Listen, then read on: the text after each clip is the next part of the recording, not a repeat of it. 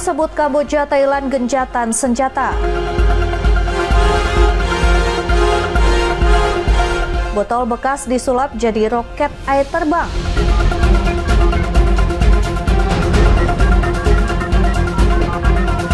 Panggil kupu-kupu, gunakan kertas putih. Halo, selamat datang di Mata Dunia, program yang mengupas berita dan peristiwa global dari berbagai belahan dunia. Saya Ajeng Tiara akan menemani Anda berikut berita selengkapnya.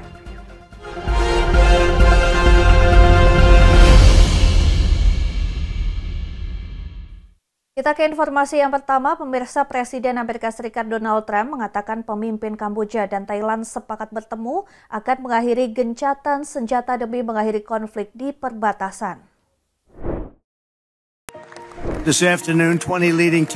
Presiden Amerika Serikat Donald Trump buka suara soal konflik di perbatasan antara Thailand dan Kamboja. Trump mengatakan pemimpin Kamboja dan Thailand sepakat bertemu dan akan melakukan gencatan senjata untuk mengakhiri konflik di perbatasan. Konflik terbaru antara Kamboja dan Thailand menarik perhatian masyarakat internasional setelah dua prajurit Thailand kehilangan kaki akibat ledakan ranjau dalam waktu kurang dari 1 pekan. Hal tersebut membuat Thailand meluncurkan serangan udara terhadap target militer Kamboja pada Kamis 24 Juli 2025. Lalu dibalas tembakan artileri dan roket dari pihak Kamboja.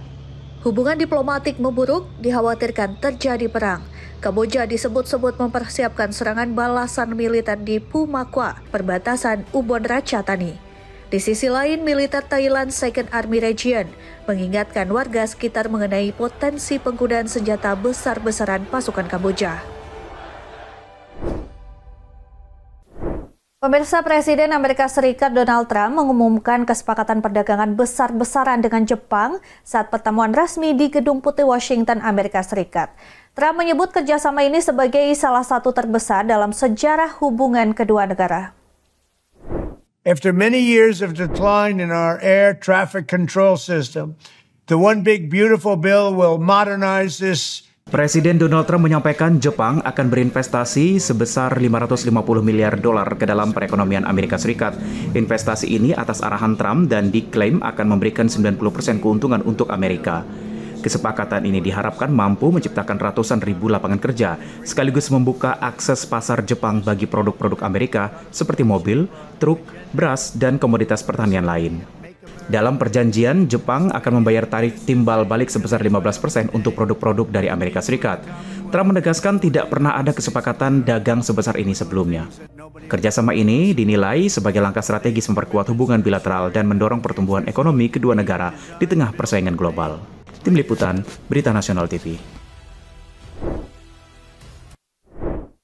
Ya, warga Gaza mengalami krisis pangan. Hingga saat ini warga Gaza meninggal dunia akibat kelaparan lebih dari 50 jiwa. Blokade dilakukan Israel mendapat kecaman dari dunia.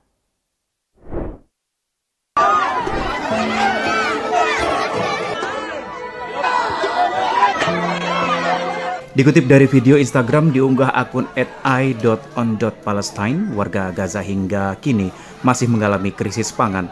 Krisis pangan terjadi akibat blokade dilakukan Israel hingga menimbulkan ancaman dari berbagai belahan dunia. Dari krisis pangan ini, imbasnya harga kebutuhan pokok meningkat tajam. Dari video yang diunggah oleh akun @hulunpeduli, seorang warga Gaza mengatakan harga 1 kg tepung bisa mencapai 1 juta rupiah. Assalamualaikum teman-teman. Alhamdulillah hari ini kami sudah dapat jalur, sudah dapat kesempatan untuk warga Indonesia bisa berdonasi dan bisa berbagi makanan untuk warga Gaza di sini. Alhamdulillah sudah dapat jalurnya, tinggal uangnya yang akan tersedia insyaallah dari kalian karena di sini barang sangat mahal dan susah untuk dapat. Alhamdulillah saya sudah dapat dan insyaallah ada dokumentasinya nanti untuk kami bagikan makanan dan sayur di sini. Makanannya sangat mahal. 1 kilo tepung harganya kurang lebih 1 juta, 1 kilo kentang harganya 500.000, 1 kilo terung harganya 400.000, 1 kilo tomato harganya 700.000, makaroni harganya 400 kilo, 1 kilo harganya 400.000, makanya barangnya sangat mahal. Laporan dari media pemerintah Gaza, hingga saat ini warga Gaza meninggal dunia akibat kelaparan lebih dari 50 jiwa. Tim Liputan, Berita Nasional TV. Informasi selanjutnya, Pangeran Tidur asal Arab Saudi Al-Walid bin Khalid bin Talal Al Saud meninggal dunia usai mengalami koma selama 20 tahun. Kecelakaan membuat sang pangeran tak sadarkan diri hingga akhirnya menghembuskan nafas terakhir. Pangeran Arab Saudi Al-Walid bin Khalid bin Talal Al Saud dikenal dengan sebutan Sleeping Prince atau Pangeran Tidur meninggal dunia di usia 36 tahun setelah mengalami koma selama lebih dari 20 tahun. Awal mula terjadi koma karena kecelakaan mobil dialami sang pangeran pada tahun 2005. Saat itu berusia 15 tahun, sedang menempuh pendidikan di sebuah perguruan tinggi militer di London, Inggris. Kecelakaan ini menyebabkan cedera otak dan pendarahan internal, membuatnya tidak pernah sadar sepenuhnya hingga meninggal dunia. Pengumuman wafat Pangeran Tidur disampaikan sang ayah, Pangeran Khalid bin Talal Al Saud, melalui unggahan media sosial pada Sabtu 11 Juli 2025. Tim Liputan, Berita Nasional TV. Informasi berita lainnya akan kami sajikan usai jeda. Berikut ini tetap saksikan Mata Dunia.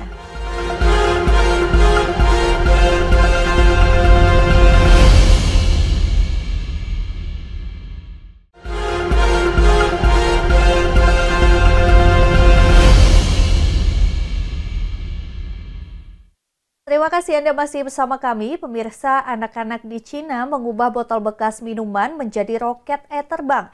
Mereka sukses mempraktikkan ilmu sains dan teknologi. Hasilnya sungguh menakjubkan.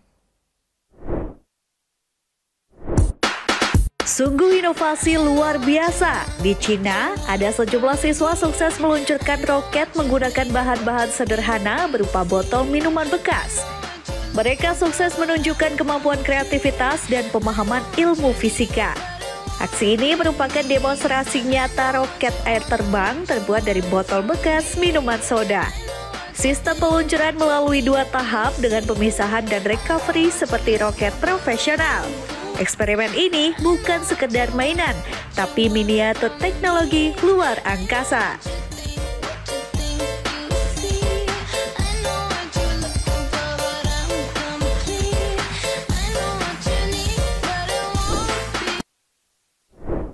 Ya, selanjutnya pemirsa, di Amerika Serikat ada restoran menyajikan Coca-Cola racikan secara manual. Cara ini dipertahankan selama 97 tahun. Seperti inilah racikan Coca-Cola dilakukan di restoran Lexington Candy Shop di New York City. Cara ini begitu legendaris, sudah ada selama 97 tahun. Tradisi meracik Coca-Cola secara manual dipertahankan persis sama seperti dulu. Kini restoran dikelola oleh cucu pendirinya. Restoran ini menjadi satu-satunya tempat di kota masih membuat soda dengan cara klasik. Selain Coca-Cola, ada root beer, racikan menjadi menu andalan. Tempat ini juga terkenal dengan menu favorit seperti burger keju lezat dan roti panggang Prancis menggoda selera.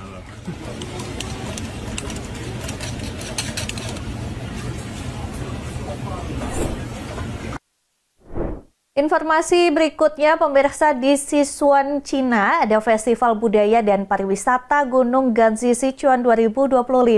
Kegiatan ini menarik minat para pengunjung.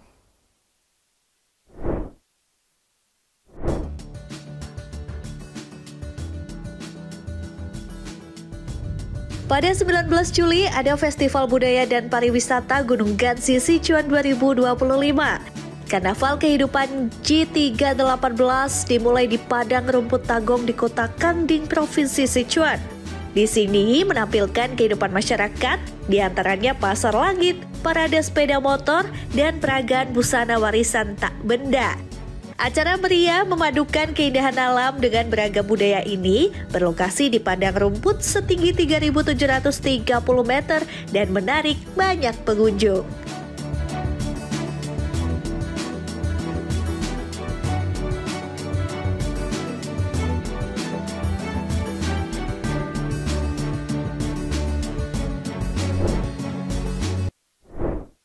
Nah, ada cara unik memanggil kupu-kupu. Seorang pria parubaya di Cina memanggil kupu-kupu hanya menggunakan kertas putih. Kupu-kupu akan mengikuti pria tersebut. Benar-benar nyata. Dengan menggunakan kertas warna putih, kupu-kupu akan kumpul dan mengikuti. Hal tersebut terjadi di sejumlah desa di Cina. Warga setempat menggunakan cara unik untuk menarik perhatian kupu-kupu. Hanya menggunakan selembar kertas putih dan diikat tali, lalu mengayunkannya dengan lembut. Gerakan menyerupai kibasan sayap kupu-kupu membuat kupu-kupu asli tertarik dan ikut terbang mendekat, lalu mengikuti gerakan kibasan.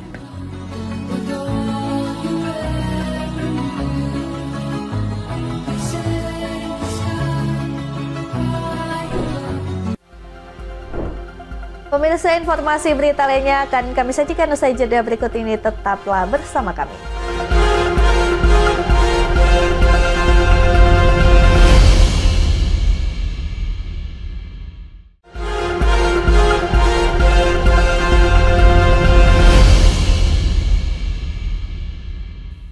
Terima kasih Anda masih menyaksikan Mata Dunia. Pemirsa, meski darurat pandemi telah lama berakhir, warga menjaga kebugaran tak sepenuhnya meninggalkan kelas olahraga online. Teknologi terkini menjanjikan pengalaman yang optimal. Kebugaran daring adalah teknologi realitas campuran, realitas virtual yang juga mempertimbangkan kesadaran spasial. Selengkapnya untuk Anda.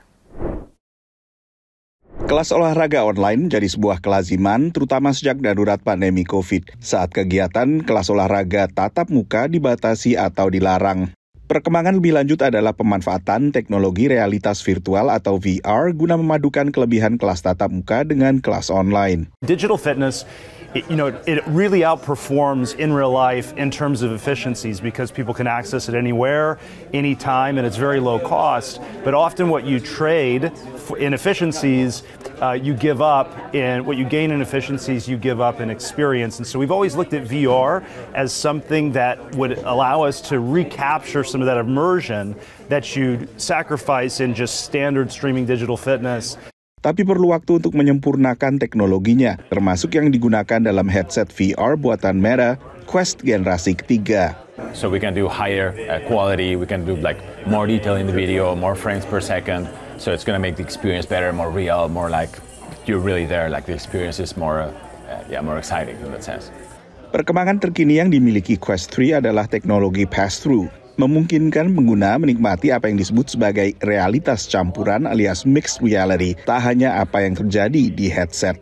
We're using mixed reality, full color pass-through, so you can bring one of our celebrity instructors right into your own living room. And as you engage with those peripherals, you're seeing and enjoying all the social and the interactive UX elements of that virtual reality has to offer, that Quest has to offer, but you also see your real environment, so you get kind of the best of both worlds. Salah satu kelemahan berolahraga dari rumah menggunakan realitas virtual saja adalah bahwa pengguna perhatiannya begitu terpusat pada headset, maka mereka tidak bisa melihat kondisi sekitar, sehingga bisa terbentur atau tersandung perabotan dan semacamnya. Dengan realitas campuran, maka keterbatasan ini bisa diatasi dan pengguna memiliki kesadaran spasial untuk menghindari berbagai rintangan di rumah. Ditambah lagi teknologi VR selama ini belum sepenuhnya nyaman bagi mata pengguna. With mixed reality and virtual reality in general, it's all about frame rate, and that's how if the frame rate feels good, then the user doesn't feel sick. And that's one of the fears people often have with VR in general is like, I don't want to get sick in the headset. So with these chips, we're able to process way more information at a much faster speed, and that really allows us to push the boundaries without losing frame rate so that people still feel good. Also, just in general, like the headset's literally a computer on your face. So with the better chipset, it stays a lot cooler. Pada 2024, Meta Quest mendapat saingan baru, yaitu Vision Pro buatan Apple, yang juga menjanjikan pengalaman realitas campuran. Dari Washington DC, Nova Purwadi dan tim VOA.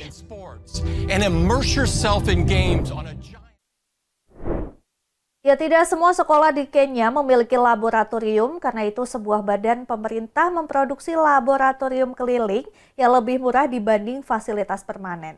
Laboratorium bertenaga surya ini membantu para siswa lebih memahami bidang sains yang selama ini hanya dipelajari secara teori. If you are not able to capture the clear Paul Gitaiga adalah seorang guru di Akademi Utawala di Kenya.